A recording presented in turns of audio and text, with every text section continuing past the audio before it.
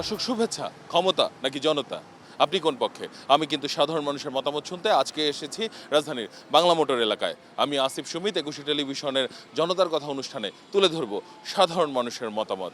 আমাদের প্রত্যাশা দেশে শক্তিশালী গণতন্ত্র, আমরা চাই সরকারকে সহায়তা করতে। দর্শক, শরীফ ওসমান হাদী আর নেই। মূলত তার এই চলে যাওয়াকে সাধারণ মানুষ কিভাবে দেখছেন জেনে নেব তাদের কাছ থেকেই। বাংলাদেশের স্বাধীনতা সার্বভৌমত্বের এক প্রতীক ছিল। শরীফ ওসমান হাদীকে হারিয়ে আমরা বাংলাদেশের এক গৌরবগাথা ইতিহাসকে মনে হয় হারিয়ে গেল।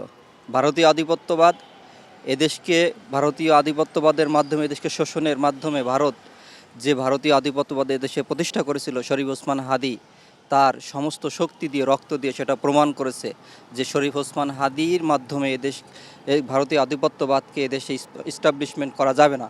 শরীফ ওসমান হাদী ভাই আমাদের দেখিয়ে দিয়েছে কিভাবে সত্যের পথে থাকতে হয়, কিভাবে সাহসিকতার সাথে লড়াই করতে হয়। স্বৈরাচারের দোসররা শরীফ ওসমান হাদীকে আমাদের কাছ থেকে কেড়ে নিয়েছে। তো আমরা শরীফ ওসমান হাদীর দেখানো এই পথকে ভুলব না এবং এই পথের উপর আমরা চলতে থাকব। বাংলাদেশকে আগ্রাসন মুক্ত করব। সবার যে করতেছে তাকেও তো মেরে ফেলতেছে। এটা এক শ্রেণীর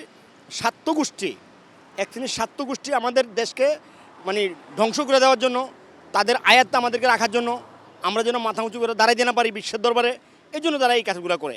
এই প্রজন্মের একজন আদর্শ আইডল, এবং সে শুধু সুশাসন এবং ন্যায় নীতি এবং ন্যায় বিচারের বিপক্ষে যুদ্ধ করছে, এবং যেটা বাংলাদেশের প্রাকৃত প্রত্যেকটা জনগণের তাদের অধিকার, এবং তারা চায় যে স্বাধীন বাংলাদেশ আমরা স্বাধীনভাবে কথা বলবো।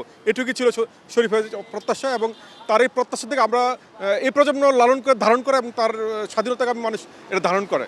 আমার কাছে মনে হয় যেন বাংলাদেশে এরকম একজন এই ন্যাশনাল হিউম্যান বিং, সত্যিকারের নেতা এবং জ্ঞানী একজন মেধাবী ব্যক্তি এই আমরা হারালাম। হাদী ভাই একটা কথা বলছেন যে একজন দেশপ্রেমিকের মৃত্যু রাস্তার উপরে হইলে তার মৃত্যুটা জাস্টিফাইড।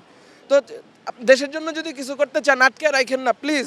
আপনাকে দেশের মানুষ চান যে আপনার ছেলে সন্তানের বলবে যে বিসিএস ক্যাডারের বাবা মা, একটা ভালো ব্যবসায়ীর বাবা মা কিছু একটা বলবে, কিন্তু তার থেকেও বড় সম্মানের, বড় গৌরবের হতে হয়েছে একজন শহীদের বাবা মা হিসাবে বলা। আমাদের সমাজে কেউ যদি আমরা ভালো কিছু করি, কিন্তু তাকে কিন্তু আমরা অনুপ্রাণিত না করেছি, সেটাকে কিন্তু অঙ্কুরে বিনষ্ট করি। ভারতের আগ্রাসন বিরোধী যে যুব শক্তির উন্মোচন হাদী করেছিল, তাকে নিভিয়ে দেওয়ার জন্যই হাদীর এই হত্যাকাণ্ড। 100 জন বা 1000 জনের ভিতরে একটা প্রতিবাদী কণ্ঠকে সহজেই টার্গেট করা যায়। সেই জায়গা থেকে আমরা সকলে যদি প্রতিবাদী কণ্ঠ হয়ে যাই, তাহলে যারা অপশক্তি আছে, যারা অন্যায়ের পক্ষে আছে, তারা সহজে কাউকে টার্গেট করতে পারবে না।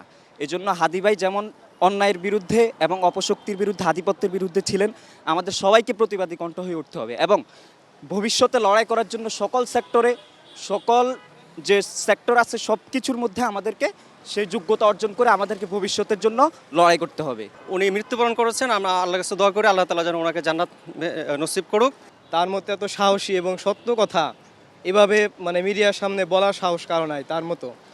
তিনি ভারতীয় এবং স্বৈরাচারী আওয়ামী লীগের চক্রান্তে মূলত তাকে এইভাবে হত্যা করা হয়েছে।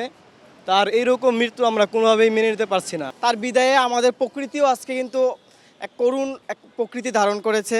প্রকৃতিও আজকে কি যেন আমাদেরকে বোঝাতে যাচ্ছে যে পৃথিবীতে কি আমাদের একটা সম্পদ হারিয়ে গেছে। দেশের স্বাধীনতা সার্বভৌমত্বের পক্ষে সবসময় কথা বলেছে, গণতন্ত্রের পক্ষে কথা বলেছে, দ্বিধাহীন চিত্তে নির্বয়সে কথা বলেছে।